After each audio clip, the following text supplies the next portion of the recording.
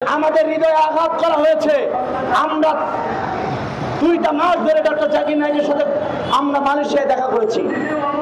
আমরা সেখানে কথা বলেছি, তিনি সম্মতি দিয়েছেন, স্বরাষ্ট্র উপদেষ্টা আমাদের অনুমোদন দিয়েছেন।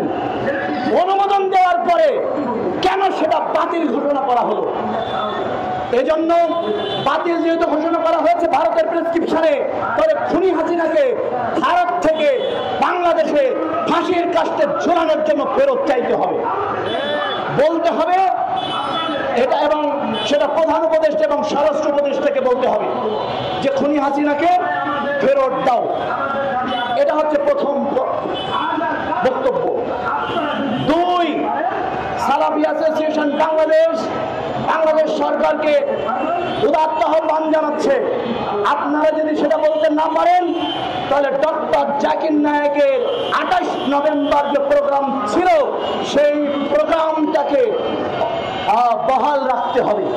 এবং আমরা আজকে ডক্টর জাকির নায়েককে ফোন করে নিশ্চিত করতে চাই যে বাংলাদেশ সরকার ভারতের নতজানু নীতিতে বিশ্বাস না করে স্বাধীন সার্বভৌম রাষ্ট্রে ডক্টর জাকির নায়েককে দিয়ে প্রোগ্রাম করাবে। বাংলাদেশ কোন শক্তিকে, কোন পরাশক্তি, মিথ্যামূলক পরাশক্তিকে বাংলাদেশ ভয় করে না, এবং সন্ত্রাসী পরাশক্তি ভারতকে বাংলাদেশ ভয় করে না। এটা আমাদের পরিষ্কার ভাষায় জানাতে হবে আমাদের উপদেষ্টা, প্রধান উপদেষ্টা এবং স্বরাষ্ট্র উপদেষ্টাকে। 3 নম্বর হলো ডক্টর জাকির নায়েক বাংলাদেশের 1 মাসের অনুমোদন দিয়েছিল, কিন্তু 1 মাস দরকার নাই। আমরা বলতে চাই 3 দিনের জন্য অনুমতি দিয়ে, 3 দফা আমাদের বক্তব্য, 3 দিনের জন্য হলেও অনুমোদন দিয়ে ভারতের নতজানু নীতিতে বিশ্বাস করি না এই প্রমাণ 18 কোটি মানুষের পক্ষ থেকে আমি ডক্টর ইউনূস এবং স্বরাষ্ট্র উপদেষ্টা, প্রধান উপদেষ্টা, মাননীয় প্রধান উপদেষ্টা, তার কাছে আমরা উদাত্ত আহ্বান জানাচ্ছি। নাম্বার 3। নাম্বার 4, সালাফি অ্যাসোসিয়েশন বাংলাদেশ 18 কোটি জনগণের পক্ষ থেকে আমাদের 3য় দফা 4র্থ নসিহাত হলো ডক্টর জাকির নায়েককে বাংলাদেশের সম্মানসূচক নাগরিকত্ব দিয়ে বাংলাদেশে আনতে হবে। আপনি প্রধান উপদেষ্টা ডক্টর জাকির নায়েককে মালয়েশিয়া নাগরিকত্ব দিয়েছে। পৃথিবীর 9টা রাষ্ট্র ডক্টর জাকির নায়েককে অনুমোদন দিয়েছে রাষ্ট্রীয় নাগরিক হিসাবে, তাদের নাগরিক হিসাবে। পৃথিবীর 2য় বৃহত্তম মুসলিম সংখ্যাগরিষ্ঠ রাষ্ট্র হিসাবে বাংলাদেশ থেকেই ডক্টর জাকির নায়েকের নাগরিকত্ব দেওয়ার মাধ্যমে ডক্টর জাকির নায়েককে বাংলাদেশে আনতে হবে। এটা হচ্ছে আমাদের 4র্থ নির্দেশনা আমাদের স্বরাষ্ট্র উপদেষ্টা এবং প্রধান উপদেষ্টা বরাবর। আমাদের 5ম নির্দেশনা ডক্টর জাকির নায়েকের ব্যাপারে, যে ইসকন, আমরা যে ইসকনের নিষিদ্ধের ব্যাপারে এবং ভারতের আধিপত্যবাদের বিপরীতে যে আমরা সংগ্রাম করে যাচ্ছি দীর্ঘদিন ধরে, আজকে ইসকনের ইশারায় এবং ভারতের ইশারায় যেহেতু ডক্টর জাকির নায়েকের আগমন নিষিদ্ধ করা হয়েছে, তাহলে ইসকনকে অনতিবিলম্বে নিষিদ্ধ ঘোষণা করতে হবে। 5 দফা কর্মসূচি আমরা শেষ করলাম। 6 নম্বর হলো বাংলাদেশে আমরা এতদিন যাবৎ যে পরিশ্রম করলাম, যে অর্থ ব্যয় করলাম, আমাদের যে অনুমোদন দেওয়া হলো, অনুমোদন দেওয়ার পরে সেই অনুমোদন যে গত রাত্রে স্বরাষ্ট্র উপদেষ্টা মিটিং করে সেই অনুমোদন বাতিল করেছেন, এই বাতিল করার প্রেক্ষিতে অবশ্যই স্বরাষ্ট্র উপদেষ্টাকে ক্ষমা চেয়ে পদত্যাগ করতে হবে। আমরা এই মেরুদণ্ডহীন নতজানু পররাষ্ট্র উপদেষ্টা বাংলাদেশে 1 ঘন্টার জন্য মেনে নিতে রাজি নই। অতএব আমাদের 6ষ্ঠ দফা প্রধান উপদেষ্টার বরাবর আমাদের আজকে অহিংস এবং শান্তিপূর্ণ সংবাদ সম্মেলন থেকে পরিষ্কার ঘোষণা আজকে আমরা উন্মুক্ত করলাম। আগামী দিন প্রেস ক্লাবের মধ্যে আকরাম খাঁ মিলনায়তনে আমরা আপনাদেরকে আহ্বান জানাচ্ছি। আমরা এরপরে আমাদের অ্যাসোসিয়েশনের ওয়েবসাইট পেজ থেকে আমরা ঘোষণা করব, সেখানে আপনারা আসবেন ইনশাআল্লাহ। স্বরাষ্ট্র এবং পররাষ্ট্র উপদেষ্টার অবশ্যই তাদের পদত্যাগ করতে হবে। এই পদত্যাগের জন্য আমরা নসিহত করছি প্রধান উপদেষ্টাকে, উপদেষ্টা প্যানেলকে। যদি এই দুই মেরুদণ্ডহীন উপদেষ্টা পদত্যাগ না করে, তাহলে অবশ্যই আমরা বাংলাদেশের জনগণকে সঙ্গে নিয়ে, যেভাবে আমি কাজী ইউসুফ জাহান মহাসচিব সালাফি অ্যাসোসিয়েশন বাংলাদেশ যেভাবে জুলাই আগস্টে হাসিনার পতনের আন্দোলনে সম্মুখ সমরের নেতৃত্ব দিয়েছিলাম, অবশ্যই প্রয়োজনে আবার এই সরকারকে সরিয়ে একটা ইসলামিক রেভলিউশনের জন্য, ইসলামী বিপ্লবের জন্য সালাফি অ্যাসোসিয়েশন বাংলাদেশের নেতৃত্বে 18 কোটি বাংলাদেশ হয়তো ইনশাআল্লাহ তাদের সঙ্গে নিয়ে পথে নামতে বাধ্য হব আমরা। যদি এই দুই অধর্ম উপদেষ্টা, মেরুদণ্ডহীন বলদ উপদেষ্টাকে বাংলার জমিন থেকে যদি তাদেরকে অপসারণ না করা হয় এবং তারা যদি পদত্যাগ না করে, অবশ্যই আজকে কিছুক্ষণ পরে আমরা এখনই ঢাকা বিশ্ববিদ্যালয়ে কর্মসূচিতে যাচ্ছি। এই জায়গার প্রেস ক্লাবের সামনে এই কর্মসূচি শেষ করে আমরা ঢাকা বিশ্ববিদ্যালয়ে চলে যাচ্ছি টিএসসি মোড়ে। সেখানে আমাদের ছাত্ররা একত্রিত হয়েছে, শিক্ষকরা একত্রিত হয়েছে। মূলত প্রেস ক্লাবের একেবারে সংক্ষিপ্ত নোটিশে আমরা এসেছি। এরপরে প্রেস ক্লাবে বড় নোটিশের ভিত্তিতে আমরা বড় কর্মসূচি ঘোষণা করব ইনশাআল্লাহ। আর সেই কর্মসূচি কিন্তু এক দফা, আর সেই এক দফা কিন্তু সরকার পতনের দফায় রূপ নিতে বাধ্য হবে। যদি নতজানু ডক্টর জাকির নায়েক আমাদের ইস্যু না, ডক্টর জাকির নায়েক বাংলাদেশে আসলে যে ইসলাম কায়েম হয়ে যাবে বিষয়টি এমন নয়। কিন্তু আমরা বলতে চাই যে হাসিনার খুনি ভারত হাসিনাকে জায়গা দিয়েছে, বাংলাদেশের মানুষকে অপমান করেছে, তাদের যে শত্রু ডক্টর জাকির নায়েক, তার মানে শত্রুর শত্রু আমার বন্ধু। ডক্টর জাকির নায়েক যে বাংলাদেশে আসলে ইসলাম কায়েম হয়ে যাবে, বাংলাদেশ উদ্ধার হয়ে যাবে, আমরা তা বিশ্বাস করি না, আমরা তা মনেও করি না। কিন্তু আমরা যা বলতে চাই প্রিয় সাংবাদিক ভাইয়েরা, সেটা হচ্ছে ভারতের শত্রু ডক্টর জাকির নায়েক, আর ভারত হলো হাসিনাকে জায়গা করে দিয়ে আমরা প্রতিবেশী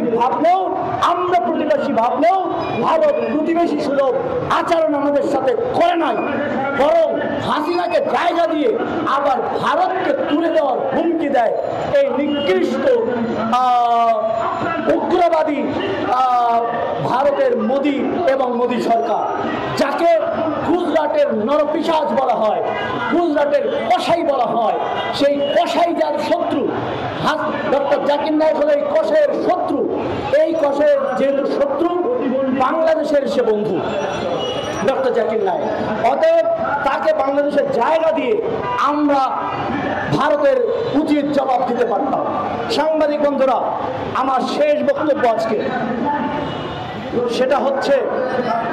সেটা হচ্ছে আপনারা জানেন যে বাংলাদেশ একটা স্বাধীন সার্বভৌম রাষ্ট্র।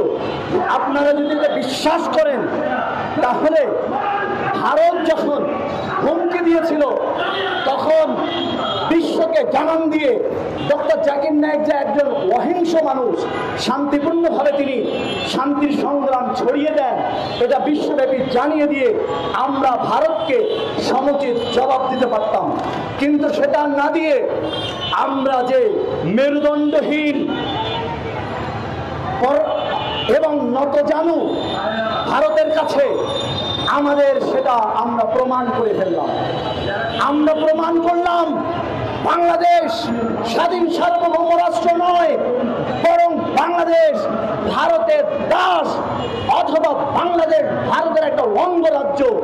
হাসিনার সময় যেমন ভারতের ইশারায় চলতো, তেমনি এখনো ভারতের ইশারায় বাংলাদেশ চলে। এই দুঃখ রাখার জায়গা নেই প্রিয় সাংবাদিক বন্ধুরা। অতএব আমরা আজকে পরিষ্কারভাবে ঘোষণা করতে চাই, সেটা হচ্ছে বাংলাদেশ সরকার যদি ভারতের প্রতি এই তুচ্ছ নীতি, ভারতের এই নতজানু নীতি ত্যাগ না করে, তাহলে এই সরকারকে বাংলাদেশের 18 কোটি জনগণ মেনে নেবে না। কারণ বাংলাদেশ সবসময়, বাংলাদেশের জনগণ সবসময় হলো বিপ্লবী জনগণ। বাংলাদেশ কোনোদিন প্রভুত্ব মেনে নেয়নি। বাংলাদেশের জনগণ কোনোদিন বাতিল শক্তির কাছে, যারা বাংলাদেশের ওপর দাদাগিরি চালাতে গিয়েছে, পাকিস্তানকে মেনে নেয়নি, ব্রিটিশকে মেনে নেয়নি, অবশেষে হাসিনাকে মেনে নেয়নি।